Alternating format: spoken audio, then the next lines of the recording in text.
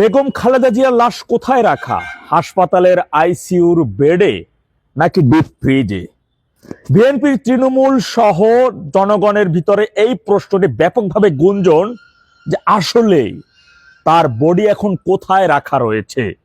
যেহেতু সন্তান তার মাকে তার পরিবার সহ দেখতে গেল, সেখানকার একটা ছবি বা কোনো ধরনের কোন একটু ভিডিও ক্লিপ যে গ্লাসের ফাঁকা দিয়ে আইসিইউতে তিনি রয়েছেন, তার কোনো কিছু কোনো গণমাধ্যমে না আসার কারণে এই প্রশ্নটি এখন ব্যাপকভাবে ঘুরপাক খাচ্ছে।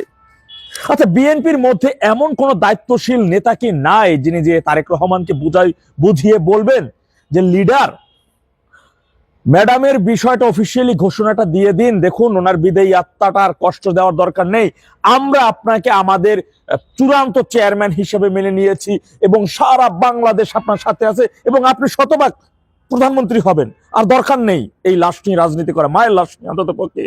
তিনি তো দলের জন্য কিছু করছে, যাই হোক তিনি তো বটগাছ ছিলেন দলের, তার বিষয়টি কেন কথাগুলো বলতেছি দেখেন। লন্ডন থেকে তারেক রহমানের বিমান কখন উড্ডয়ন করবে, আকাশপথের কোন সরু পথ দিয়ে আসতেছে, তার সমস্ত লাইভ ব্রডকাস্ট আমাদের বিভিন্ন গণমাধ্যমের চ্যানেলে দেখাচ্ছে যে বিমান এখন এখানে আছে।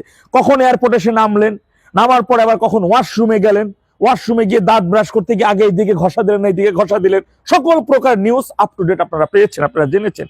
কিন্তু তিনি সমাবেশ শেষ করে যখন এবার কেয়ার হাসপাতালে গেলেন স্ত্রী কন্যাকে নিয়ে, তার আইসিইউর মধ্যে যদি তার মাকে তিনি দেখতে যাবেন, সেখানকার একটা নিউজ কি কেউ পেয়েছেন যে ভিতরে আসলে তিনি কোন অবস্থায় বা কি?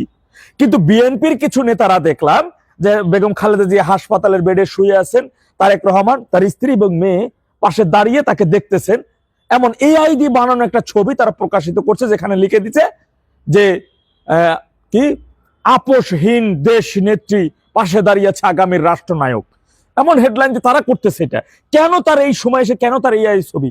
এর আগে আপনারা জানেন যে এর আগে আমি কিন্তু বিভিন্ন সোর্সের মাধ্যমে পেয়ে তথ্য আপনাদের মাঝে প্রকাশিত করেছি যে বেগম খালেদা জিয়া দুনিয়া তার নেই, তিনি তার জীবন শেষ করেছেন, দুনিয়াতে তার যাত্রা অন্তিম যাত্রা শেষ হয়েছে, তিনি আল্লাহটাকে সারা দিয়ে সারা জীবনের জন্য চলে গেছেন। কিন্তু এখন এই মুহূর্ত থেকে কেন এখন পর্যন্ত রানিং যেটা চলতেছে তার এই মৃত্যু নিয়ে বা তার এই অবস্থা নিয়ে, যদি সে অসুস্থই হবে, ধরে নিয়ে তার কথা যে অসুস্থ আইসিইউতে আছে, তাহলে এত নিউজ হলো, গ্লাসের ফাঁকা দিয়ে একটা ছবি মিডিয়াতে দেওয়া যেত না?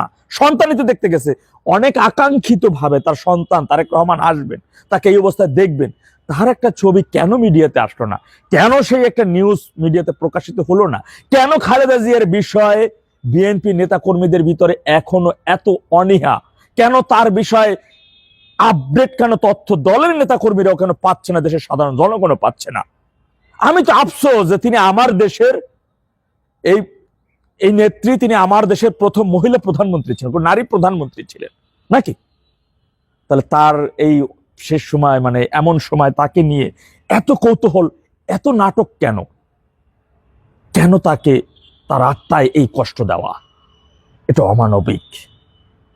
মায়ের সাথে যদি এই অমানবিকতা চলতে থাকে, আজ তো জনগণ। বিএনপি নেতা মেজর আখতারুজ্জামান তিনি ছিলেন বেগম খালেদা জিয়ার অত্যন্ত অনুসারী ব্যক্তি। তিনি যখন হাসপাতালে এসে বুঝতেই পারছেন যে বেগম খালেদা জিয়া মরে গেছে, এখন তাকে নিয়ে এই যে এসএসএফ নিয়োগ, ভিআইপি নিয়োগ, বাণিজ্য, মানে এটা হচ্ছে তাকে নিয়ে নোংরা রাজনীতি করা। এটা তিনি গণমাধ্যমের সামনে এসে বলেছেন এবং তিনি সেটা বলার পরে বা বলার আগে তিনি বুঝতে পারছেন যে তিনি যা কিছু বলেছেন, যে মানে যতগুলো সত্য কথা তিনি বলেছেন এই দলকে নিয়ে, এতে করে যেহেতু বেগম তার নেত্রী বেগম খালেদা জিয়া মরে গেছে, আর এই দলে তার ফেরা সম্ভব হবে না, তারেক রহমান কখনো তাকে ওইভাবে ওই সম্মান দেবে না যে সম্মানটা তাকে তার বেগম খালেদা জিয়া দিছে। আর সেটা সে বুঝতে পাইরেই এই কথাটা তিনি তার থেকে বলেই তিনি আস্তে ধীরে করে জামাতে যোগ দিয়ে দিচ্ছেন। এটা তার অন্য চারিত্রিক, এটা তার অন্য চরিত্র।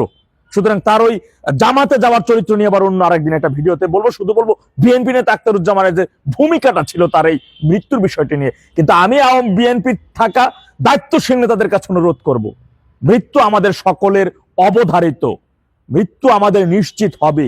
কিন্তু আমরা যদি আজকে অন্য ব্যক্তির বা যার থেকে একটু হইলেও সহযোগিতা পেয়েছি, যার নুন একটু হইলেও খেয়েছি, তার বিদায় নিয়ে বা তার মৃত্যুর পরবর্তী সময় বা তার লাশ নিয়ে যদি আমরা নোংরা রাজনীতি করে থাকি, তাহলে শেষ জীবনে বা মৃত্যুর পরবর্তী সময় বা মৃত্যুর আগেও মনে হয় আল্লাহ তাআলা তো যাদের পাপ একেবারে হাঁটুর উপরে উঠে যায়, আর মাত্রা ছাড়াই যায়, এদের দুনিয়া থেকে জীবদ্দশায় এদের পাপের প্রায়শ্চিত্ত এদের ভোগ করায়, তারপরে আল্লাহ তাআলা কবরে নেয়। এটা চিরন্তন সত্য। সুতরাং আমি আপনাদের কাছে অনুরোধ করব, এটা বাদ দেন, এই রাজনীতি করেন না, দরকার নাই এই ক্ষমতা। দুনিয়ায় সারা জীবন থাকবেন না, থাকবে না ওই ক্ষমতা বাহাদুরি, সাথেও কিছু যাবে না ব্যক্তিগত আমল ছাড়া।